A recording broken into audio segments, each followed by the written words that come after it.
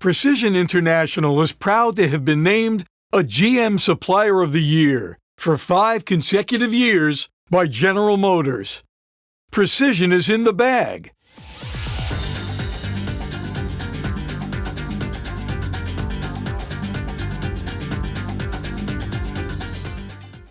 Developing a new transmission kit can take anywhere from 6 to 9 months.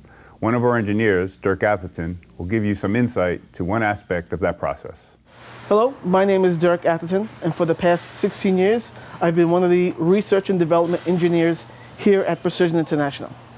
Today I want to show you one of the many steps that takes place during our kit development process. Today I'm going to show you the friction plates.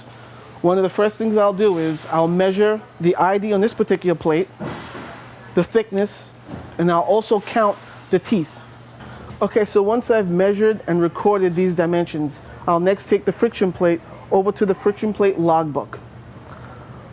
The logbook consists of all of our part numbers, the various dimensions such as the ID or the OD, the thickness, and the teeth.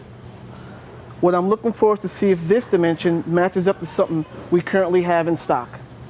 Okay, so once I've found the dimensions that I think this plate could be close to, I will then take the friction plate over to the friction plate shadow book. The friction plate shadow book is basically a shadow of the print, which will allow me to take the plate and lay it on top of the plate to match it up for configuration.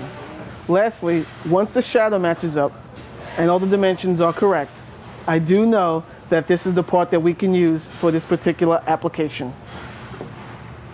I'll take the part and simply place it in the hard part to make sure everything fits. As you can see, this is a perfect fit. Now I can add all the required dimensions to the various logs I previously showed you.